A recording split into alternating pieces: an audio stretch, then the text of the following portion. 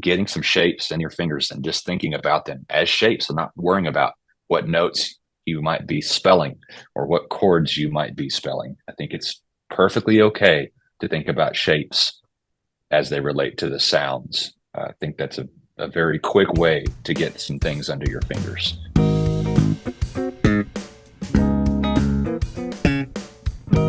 Hi, and welcome to ForBassPlayersOnly.com. I'm John Liebman, founder and first baseman. You know, a lot of people think they're too old or it's too late for them to learn how to play an instrument. So I created For Bass Players Only for adults who want to play bass, because I believe you're never too old and it's never too late to experience the joy and the pleasure of making music. ForBassPlayersOnly.com. This is the place to learn bass. My guest this week I almost shut us off there. My guest this week is Daniel Kimbro. Daniel grew up in a very musical family in Tennessee, exposed to all kinds of music, including a pretty healthy dose of bluegrass. In fact, he played in the family band, which was called Mountain Soul.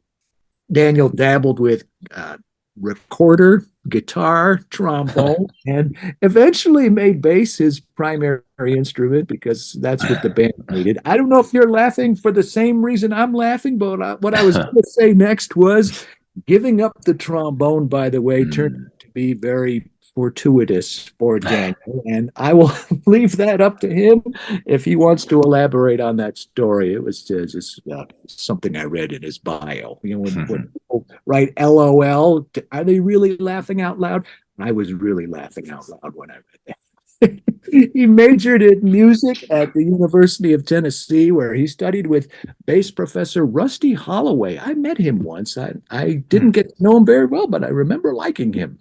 Cool.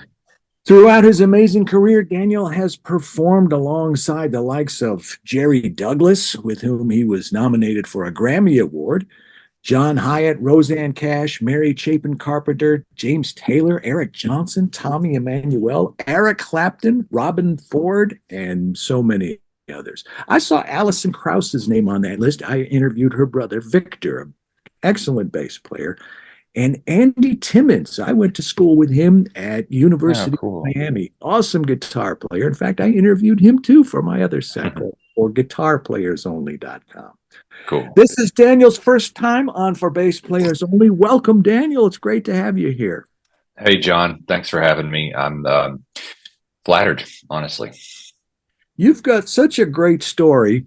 And I don't even think I scratched the surface with the intro. I could have gone on, but I'd like to start with the early days and your initial exposure to music. It looks like you grew up with some pretty cool parents.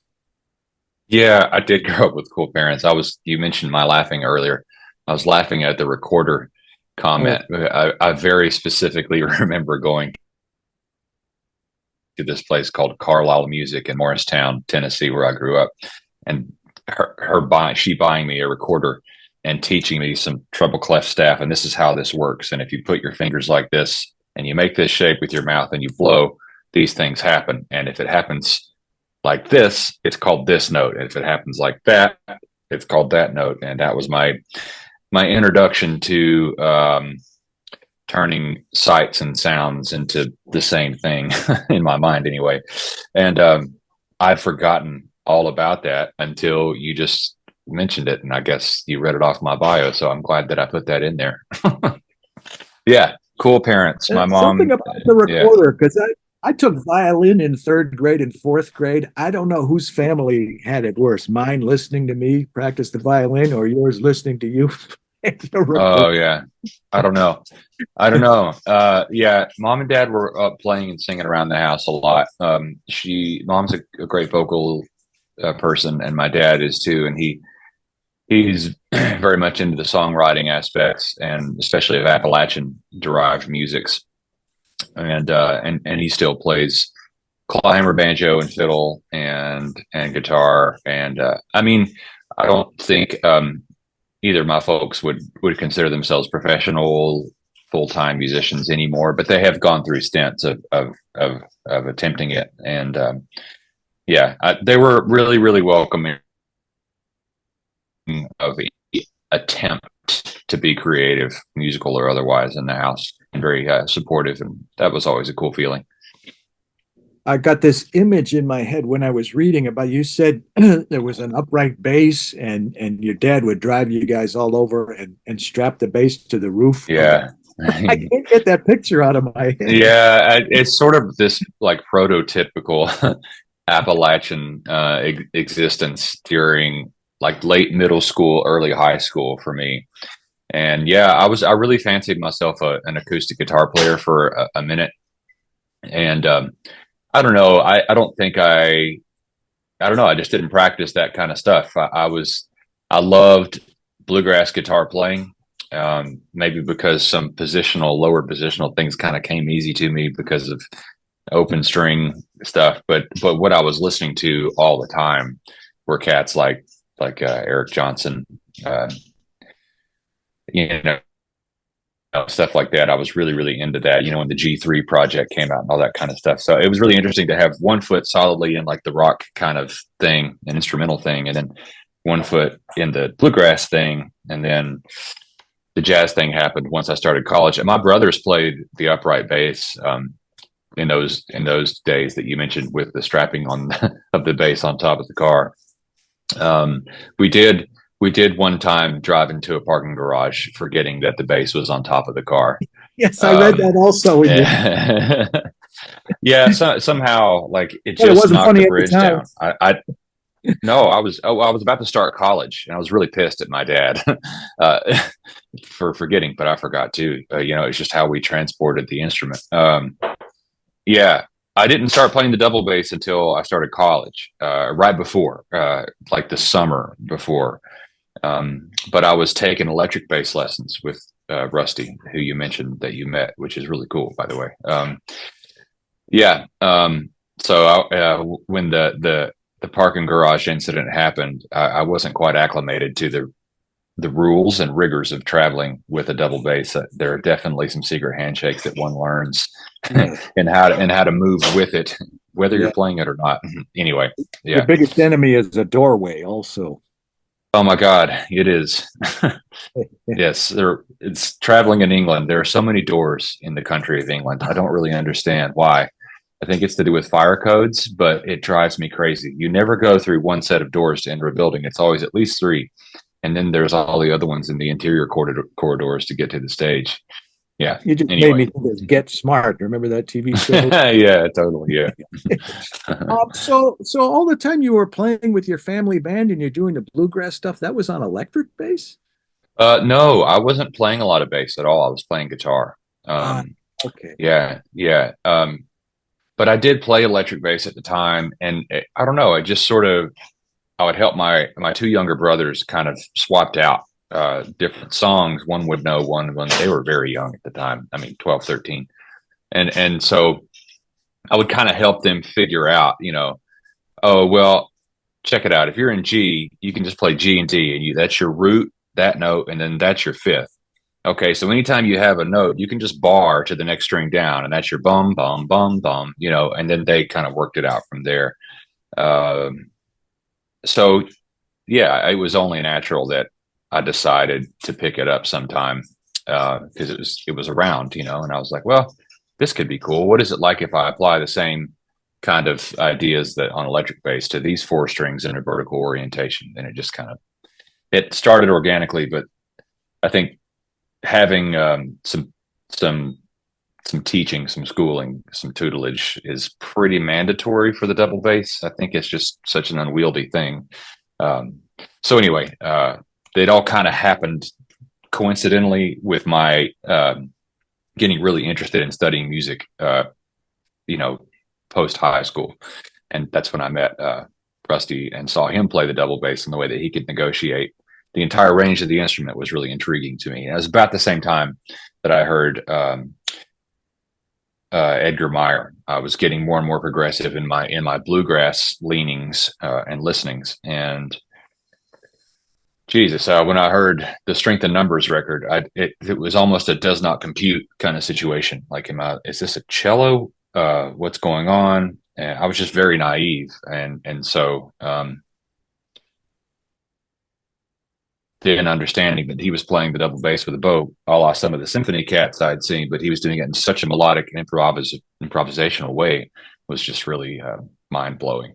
And Yeah. so, yeah, that was that. That was the beginning of, oh wow, I think I really want to do this thing.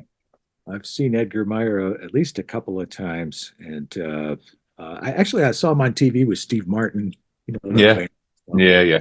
So, how happy were you to have been, I guess, chosen as the bass player or directed to be the bass player? It almost sounded like the same story that a million other bass players had. Mm, I wanted to play guitar, but there were already more than enough guitar players. And my story was you can play yeah, guitar and not be in the band, or you can play bass and be in the band. So totally. a lot of people took it, for granted.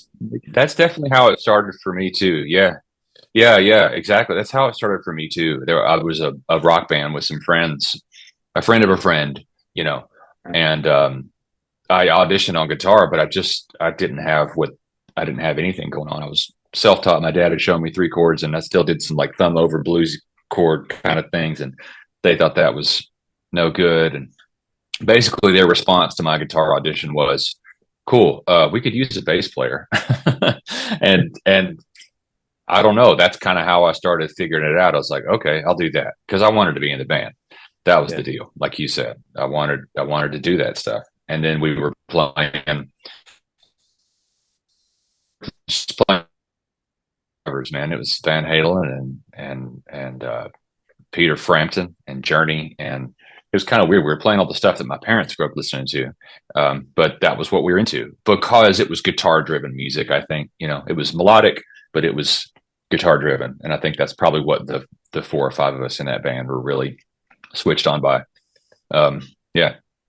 So yeah, it wasn't too much Funny of a you say, bummer to become the bass player, I guess. Because it was like, oh, this is cool. Like, there's the first, we rented our first gig was at the Volunteer Fire Hall, and we rented a PA, and we also rented a bass amp, and it was a big tuck and roll custom, like 218 monstrosity. custom with the And padding all around the sides the, and all. exactly, that's the one. Yeah, I don't know why that they had that for rent, but that's the one they got.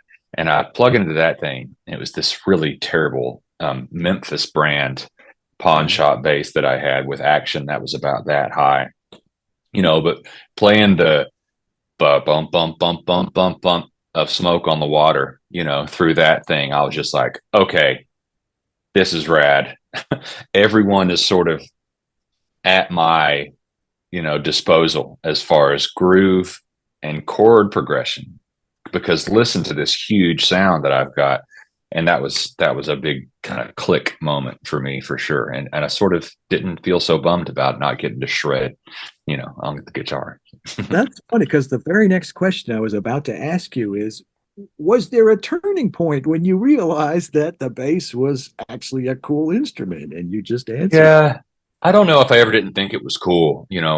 My mom was very deliberate about listening to a lot of classical and jazz growing up. And I was always really into symphony stuff, and she would explain, what the different sounds and instruments were. And uh, I did always think that, man, the ability to bow and sustain a pitch is so cool.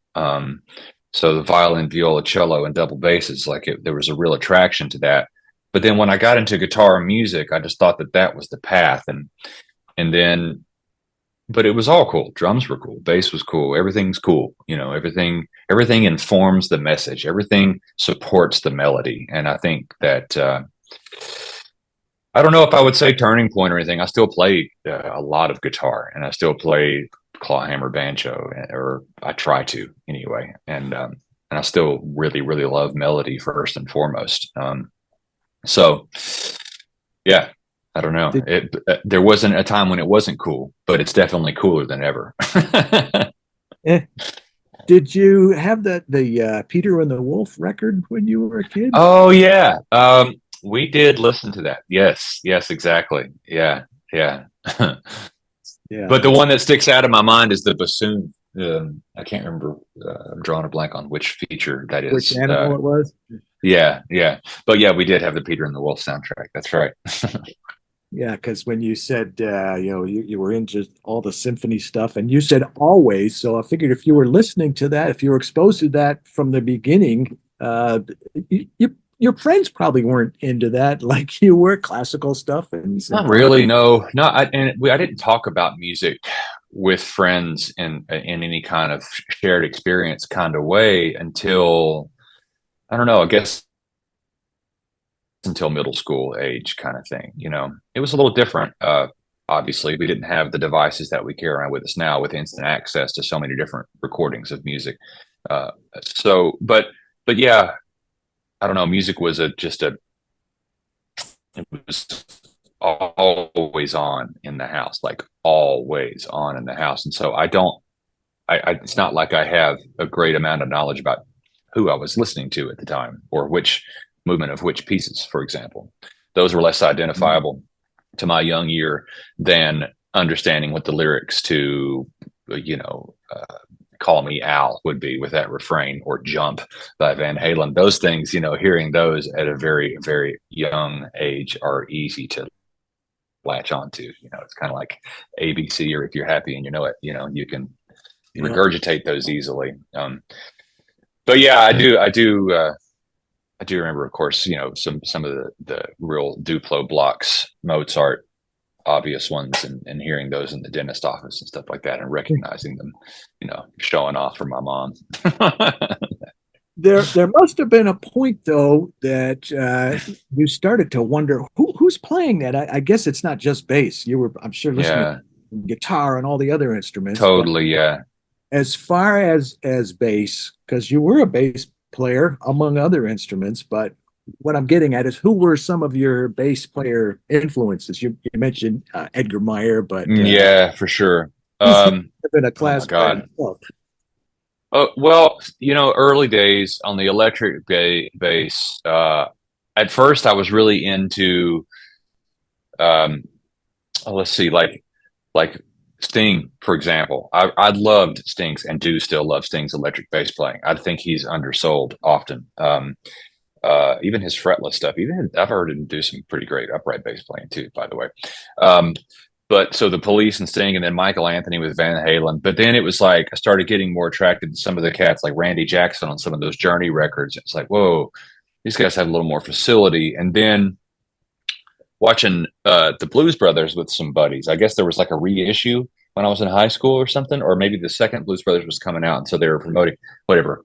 Hearing Donald Duck Dunn, and then that led me down that kind of R&B rabbit hole, and then I got into Carol Kay, and then I got into James Jamerson, and then, but then also like I was into the bluegrass side of things. And so my mom was like, that Bela Fleck has a whole nother scene, right? And I'm like, what do you mean? And she puts in Flight of the Cosmic Hippo, and it's like, what the hell is that bass player doing? And then there's Victor Wooten, and then it's important to study jazz if you're going to have any sort of vocabulary with which you might speak on the double bass. And so cats like Eddie Gomez and John Patitucci and Niels Henning and Christian McBride, and of course Ray Brown, and of course I really liked Milt Hinton early on. When I first started playing, I was really drawn to his thing, and then I Oh, caught, the tapping, you mean? On the not just that. He had a record that I found at the Disc Exchange in Knoxville, which is no longer a thing, but it was a brick and mortar CD store. And you could go audition. You could go to the back of the room, and they had CD players, and you could check it out. And I Wow. popped it in. This is my freshman year of college, and popped it in and listened. And I was like, there was the first melody, bum dum ba da da bum bum ba ba ba da ba da da bum ba da ba ba ba. It was real diatonic, real inside like a Mixolydian kind of sound, and I was like, this is so approachable. But listen to that sound. Of course, it was gut strings at the time. I think I know Milt played steel also. But anyway, I also came across a video. This was early days of YouTube, of him doing Back Home Again in Indiana on the Tonight Show with Johnny Carson, and then the slap thing. And I was already kind of hearing that on the bluegrass side. And I was like, wow, that's badass. That rhythmic percussive thing, and it's a melody at the same time. That's really cool. So yeah, Milt Hinton was big, and Yeah, Paul Chambers, all the cats. I really liked Ira Coleman. I really like Christian and Pat and John Patitucci. And there's a guy out west, John Clayton. You may know John. Yeah, John is Interviewed such him. a okay, cool. Yeah, John's lovely. Just different people I would come across on recordings. Um, I and that love still those jazz, happens that now. Hamilton, Clayton Hamilton, whatever. Yeah, Clayton Great. Hamilton Big Band. Yeah, it's killer stuff. Yeah, Yeah. yeah. It's funny you should mention Milt Hinton and Eddie Gomez because I know. two separate conventions for the International Society of Bassists. Hmm, I played for Milt at his master class in like cool. 1993, and before that, I played for Eddie Gomez Oh wow, man. at NYU.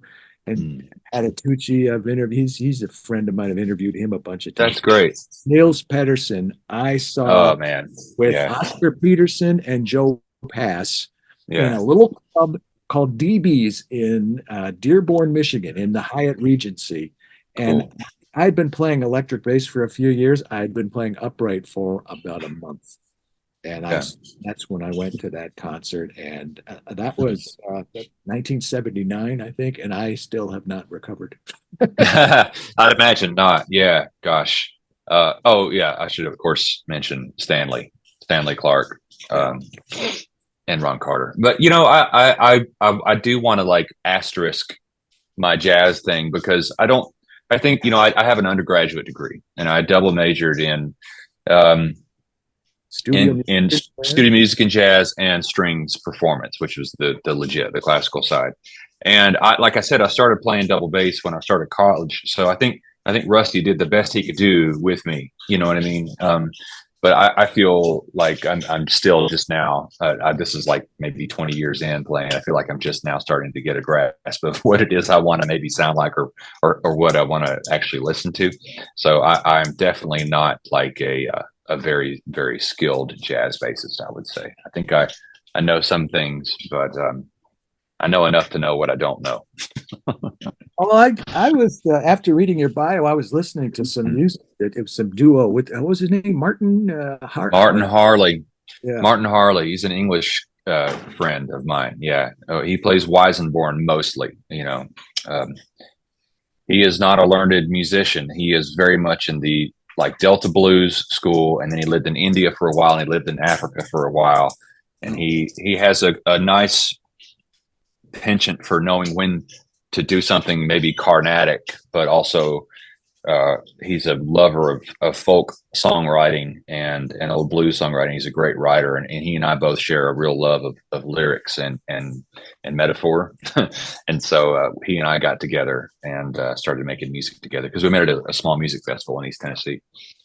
I bet he has a lot of interesting stories too, having lived in all those places, India, Africa. He certainly does. Yeah, for the longest time, he was the world record holder for the highest altitude gig ever played. He played at the Everest Base Camp. There's an Yeah, base camp yeah, at the yeah. top And or at the bottom of the mountain.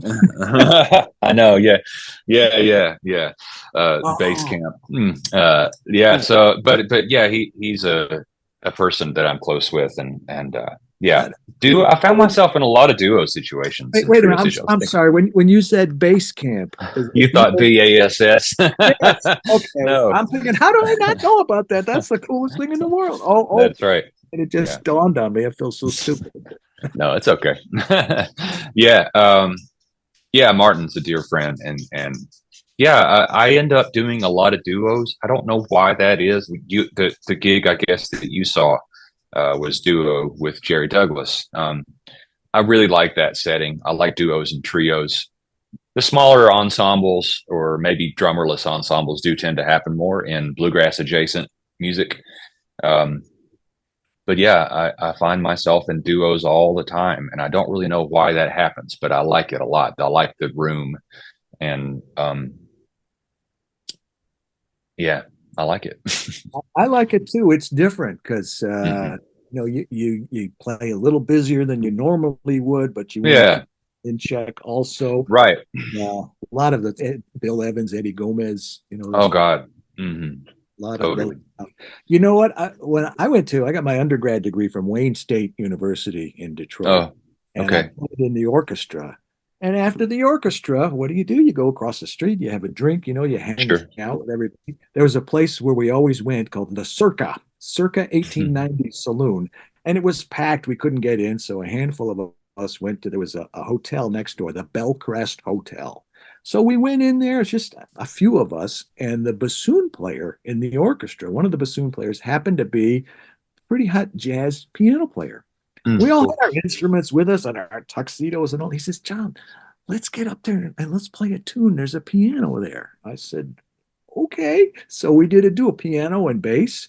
And Mm. then we went back to our seats and somebody came up to us and who are you guys? And what do you do? We had a gig there for 4 months, a duo. Oh, no. There you go. Ask for forgiveness, not permission, right?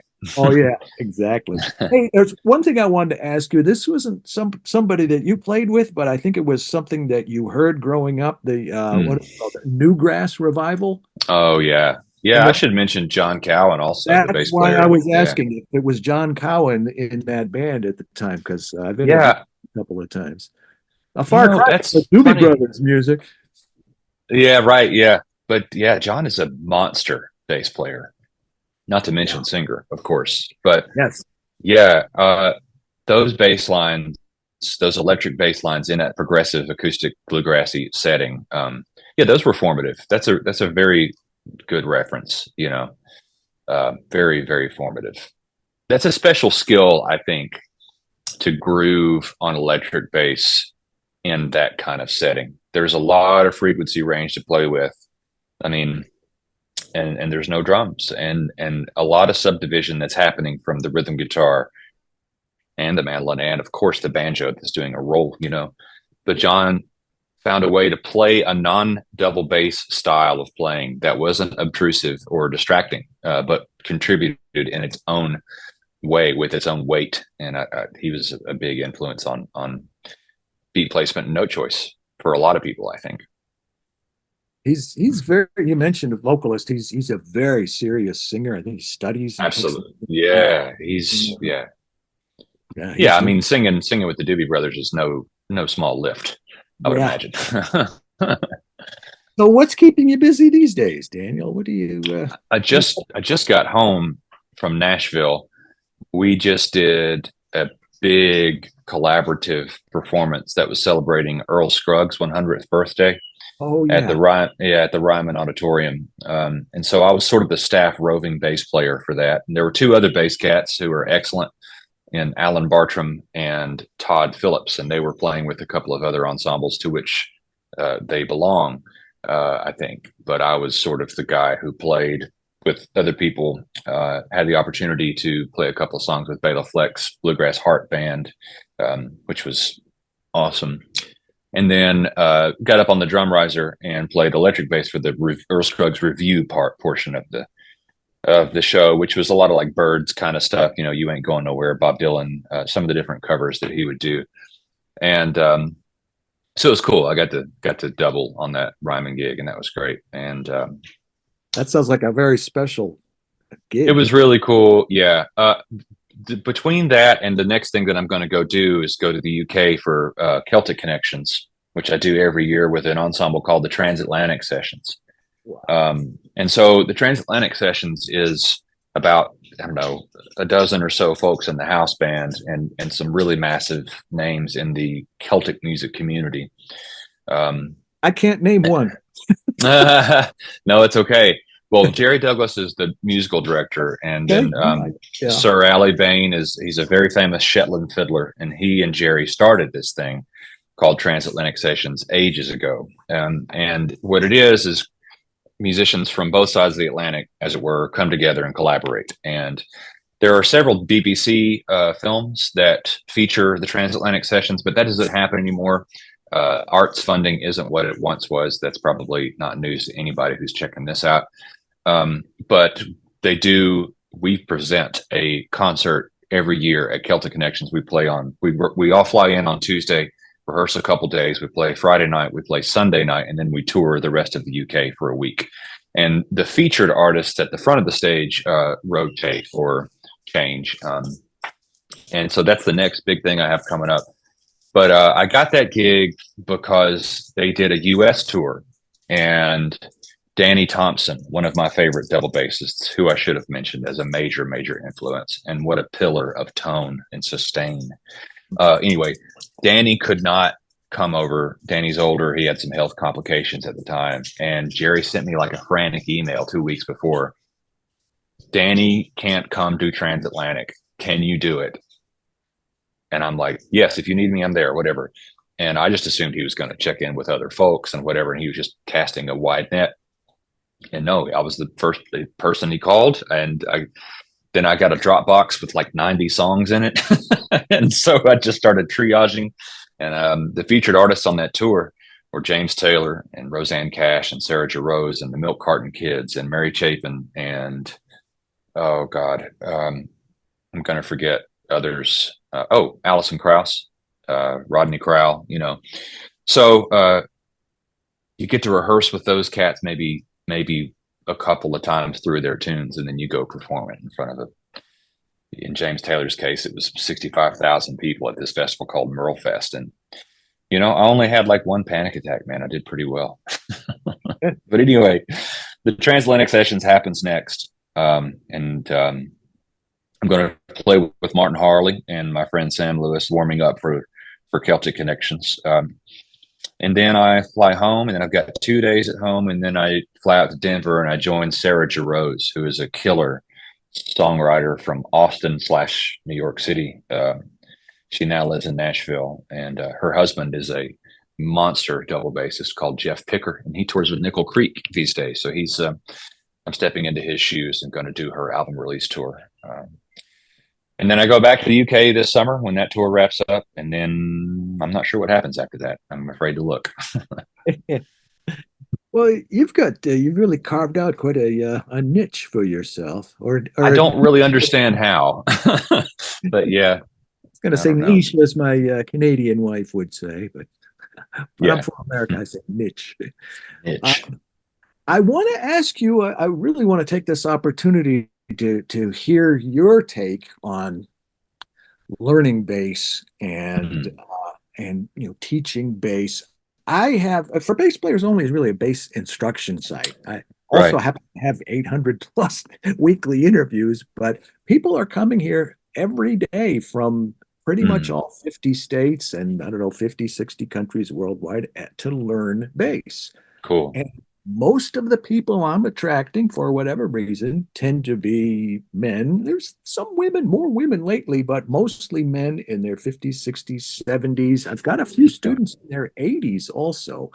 So they're not trying to be rock stars. They're not trying to world on fire. They just want to play maybe some classic rock riffs with their buddies, or some blues shuffles, maybe some R&B, maybe a little bass. Yeah. And sometimes when we get north of 50 or 60, things like arthritis and tendonitis and those kinds of things kick in. So I'm telling you all that just to give you a context, because I want to ask you, and I want to take this opportunity to see what advice you could impart to somebody like that who wants to learn bass. What do you think they should be thinking about? What do you think they should be striving to do? Yeah. Okay. That's a big question, and it comes with a lot of responsibility. So the first thing is have a vocation. It doesn't matter when, and maybe it doesn't matter so much what it is, but have a vocation, have more than one. Go after things, go after new skills. And then the thing that's specific to bass that I would say is shapes beget sounds. If you can figure out what that root fifth relationship is, if you're a one finger per fret kind of person on the electric bass, and you know that if you put your first finger on the low E string on the third fret and you play a G, and then if you put your third finger one string down and 2 frets over where it would naturally fall, that's its fifth, D. And those are the beginnings of a Bach C shape that spell out a minor pentatonic, which is the same thing as a major pentatonic, but called differently, or at least contextualized differently. You can start to see the bow kind of unravel, and you get to open this Christmas present where you get these sounds first because of these shapes, and then you can start to analyze them and understand how they work. But that root fifth, or that root fourth, or that fourth back to the tonic relationship it's so crucial to understand for a bass player, because you were probably called to play on those pitches a lot during your bass line execution, but you're also probably going to encounter those as the root notes of the chords that belong to the progression for which you were providing a bass line. So I think getting some shapes in your fingers and just thinking about them as shapes and not worrying about what notes you might be spelling or what chords you might be spelling. I think it's perfectly okay to think about shapes as they relate to the sounds. I think that's a very quick way to get some things under your fingers. And as bass players, we have such a tremendous advantage because of the consistency. It's not like Yeah, perfect right. fourth, We're perfect symmetrical. fourth. Hey, That's what's right. that major third doing in there? And then perfect fourth again. The piano, Exactly. the black keys, the white keys, harp, Yeah. the bass is Yeah. just, if you can play it anywhere, you can play it everywhere. So Exactly. I think you make a great point with the shapes. Yeah. One thing that kind of struck me funny when you, I think going from the G to the D, I think of that as going up a string, even though, Oh, I know. Yeah. Yeah. gravity speaking, you're going down. It's like on the Yeah. upright. I'm going like this. I'm going up, up, up. Well, to a non-musician, no, you're Yeah. going down. You're going, Yeah. Yeah. Yeah. Can you play higher? Yeah. Yeah.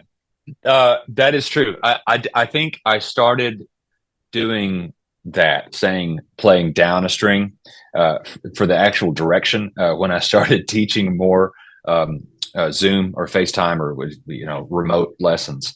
I don't know what it is, but when you're not in the same room with someone, for some reason things just become more two-dimensional, not only literally but also like conceptually. And so I would say no, down a string, and then would like, oh, got it. You know what I mean?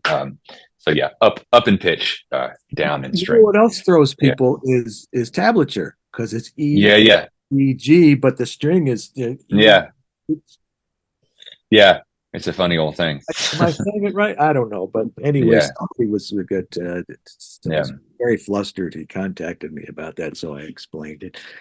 Um, Tell me about one of the questions I was going to ask, if you play electric bass. So I don't know if Yeah. those props that you got just for the Oh, interview. I do.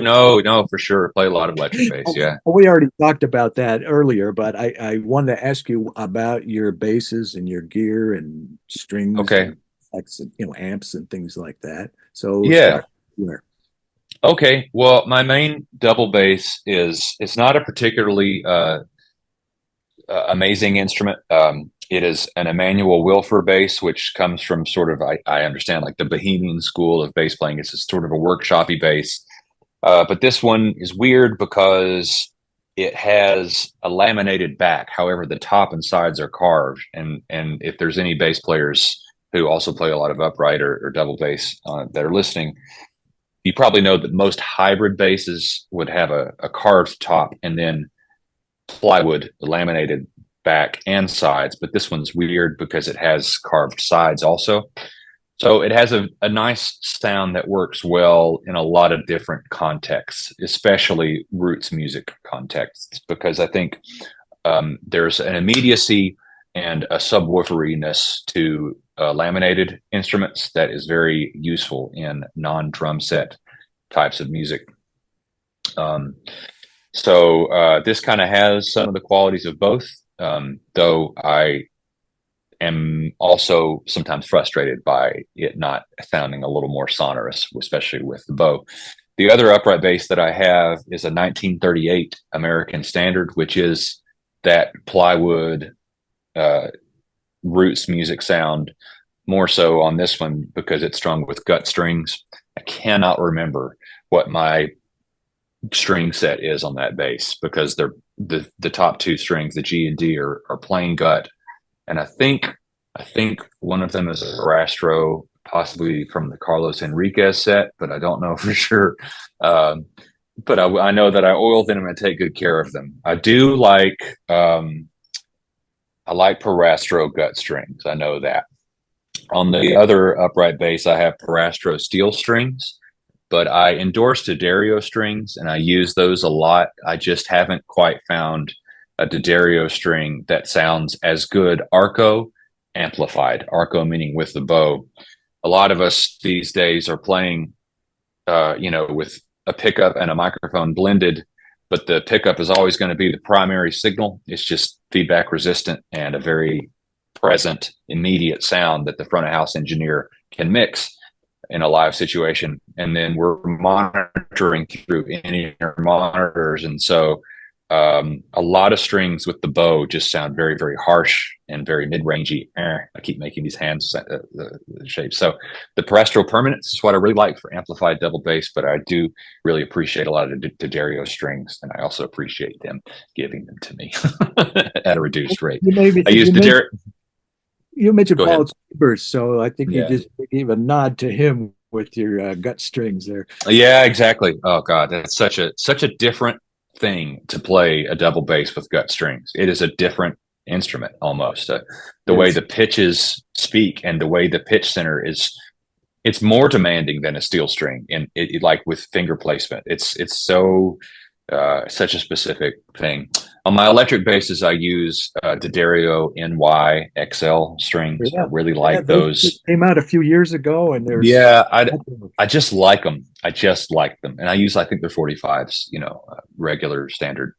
On my old, I have a '66 Fender Coronado hollow body bass over here that I have these. Yeah, it's a funky old thing. I found it. A friend of mine in town had it, and the pickup needed rewinding and repotting and re-everythinging. And so I had a luthier friend of mine. He called Lindy Fralin, and Lindy sent him one of his Firebird pickups. And so that's a Lindy Fralin Firebird pickup in that bass. And I've got these old Pyramid brand, really wide winding flat wounds on those. And so that's the thunk bass. And I love that instrument.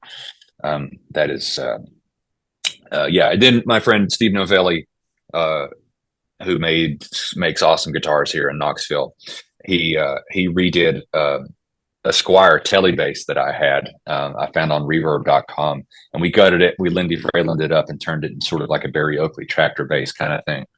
And Freyland it up. I love that. Yeah, man. Lindy's a cool lot, guy. So you've got to know about Carter vintage guitar. Oh yeah, I was just there actually. I was on rehearsal break from rehearsing with Jerry and Bela, and I went down to Carter and just to see what was hanging on the wall. I still love guitars, like I was telling you. So I'm always going to the acoustic wall and looking at like the old Gibson LOOs. I love that. I love that sound. I go into that room off to the left near the front where they've got 58 P basses or something. Man, I know. Yeah. I did some videos for Carter vintage. I don't know that they were particularly well received or that they were particularly well played by the bass player, but I got to play some old Fender basses. I was a little miffed because I'll see my friends, my guitar pals like Guthrie Trapper, Mike Sealer, or whomever. They'll go and play, a 50s Strat into a 50s Fender amp, or the same thing on the Gibson side or whatever. And they had me plug into a Radial DI, and I was like, guys, first of all, Radial makes great stuff, but there's an Ampeg flip top right there. Like, what are we doing here? That the bass prejudice is alive and well, John. I know exactly what you're talking about. I wanted to ask, but don't go listen to those videos. Okay. You use Fishman pickups on your uprights, don't you? Yeah, that's right. The Fishman Full Circle, that is, it's such a usable upright bass sound. It doesn't sound like a microphone, but it sounds full and big, and it sustains well. One of the problems with piezo pickups is that, by their nature, they're excited by the transient of the string, the initial compression of the bridge, I think is the way I understand it, of the initial compression of those piezo crystals. And for some reason, the Fishman Full Circle tends to have just a little more sustain than a lot of the other double bass pickups. For gut string basses, I really like the Realist pickup. It goes under the foot of the bridge and just has a slightly woodier sound. I will say also, with my Fishman pickups, I blend in a Neumann MCM small diaphragm condenser microphone, which a lot of people use the DPA 4099. It's a very similar looking microphone, but the Neumann version sounds like a Neumann microphone, and it sounds better. And I run my pickup into something called an Audio Sprockets Tone Dexter.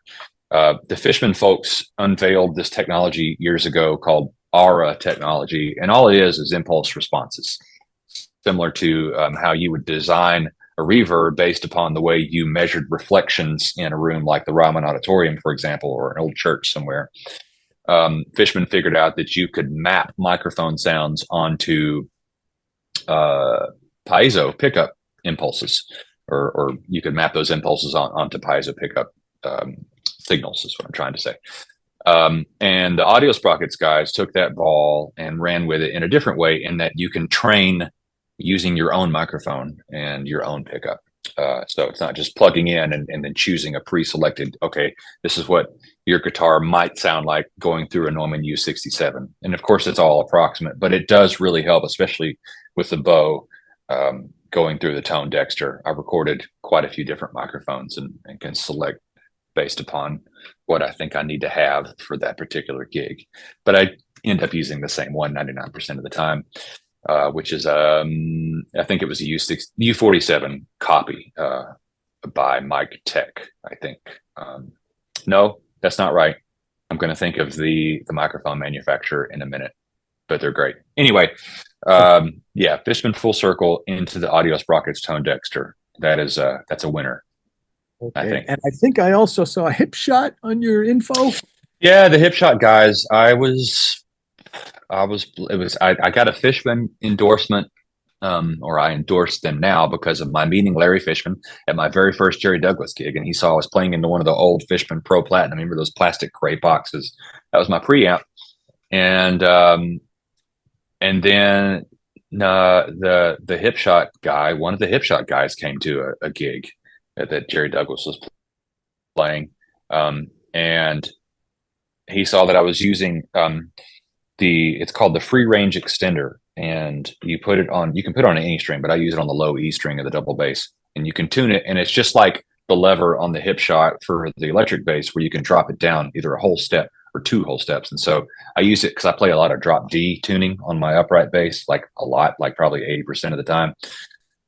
I'm drop D when I'm playing with Jerry. So that's nice because I can just slip that lever down and it's really, really close. There's going to be a quick retuning, but it beats cranking the tuning peg down several revolutions.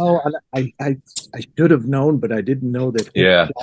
For the upright also. Yeah. I was thinking you will low C extension or the low B. Right. Yeah. I was just going to say you'll see a lot with the low C extension, and I've always meant to have one made for this bass, but I've just never gotten around to it. It's like finding the downtime to have a C extension installed.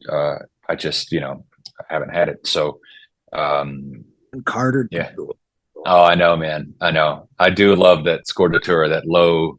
I love that low shit, especially with the bow. To provide a big wet cloud that the Melody Cats can jump on is really, really fun. Yeah. Well, I think you talked about the future and what's going on now, and I do have one other question for you, though. Sure. What would you be if you were not a bass player? And I know you're also a recorder player and a covering trombone player, and oh yeah, all the others. I don't know. Something outside of music. Something outside of music. Yeah, I'd probably be a fly fishing guide. That's probably my first love is fishing. Honestly, I really reconnected with it when lockdown happened. And then I got into the fly fishing side more. And where I live in East Tennessee, we have so many different waters that we can fly for myriad species. And just a moment of digression about fishing. A lot of people think, fly fishing means small trout fishing, and that's not true. We fish for massive warm water fish, and we have a ball doing it. And yeah, I really, really like getting in the water and waiting for smallmouth bass or whatever. So I try to take a fishing rod with me on every tour, and I just try, even if it's a park pond, I will try to get out of the bus or out of the rental and out of the hotel. Are you taking one to England? I don't think I'm going to this time. There's no time. It's a gig every day, and then I fly home. But one of these days, I'm going to get on the river test in England and do some some trout fishing. It's one of the most storied waters in the world as far as trout fishing goes. So I got to do it. That's what I would do. I'd do something fisheries adjacent, probably. I'd probably do something in conservation because I'm not sure that being a fishing guide would be very good for my patience or lack thereof.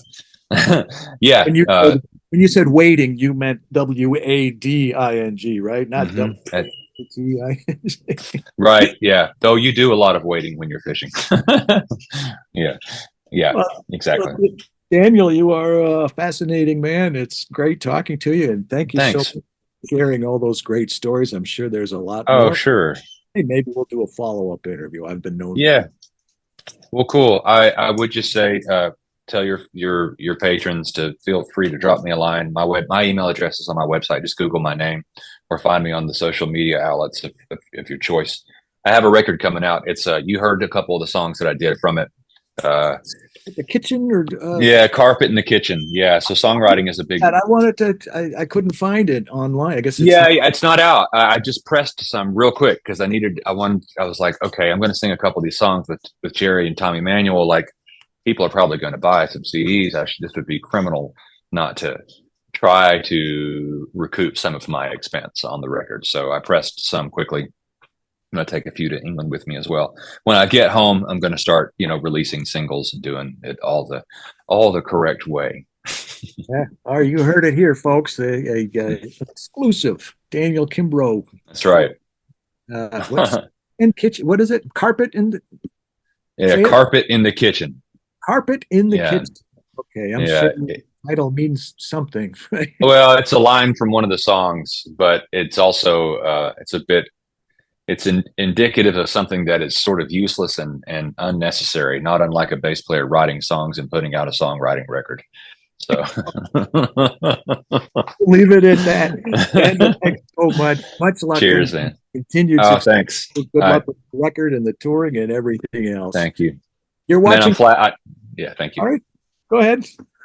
I was just going to say, I'm flat. I looked at all the guests that you've had on here, and to think that I merit anything near the same sort of consideration as some of those folks is really flattering, John. I really appreciate it. Thank you. We're honored to have you, and don't sell yourself short. And 800 plus interviews that I've done with bass players, you are the only one that used the word subwooferiness. Well, there you go. That speaks to my education level. New word. It'll be in Oxford English Dictionary in a couple of years. That's right. Going to catch on like wildfire. Subwooferiness. You're watching ForBassPlayersOnly.com. I'm John Liebman, founder and first baseman. A lot of people think they're too old or it's too late for them to learn how to play an instrument. So I created ForBassPlayersOnly.com for adults who want to play bass, because I believe you're never too old and it's never too late to experience the joy and the pleasure of making music, including all the subwooferiness. ForBassPlayersOnly.com, this is the place to learn bass. Thanks again to my special guest, Daniel Kimbro. I will see you all next week, same time, same place. In the meantime, let's play bass.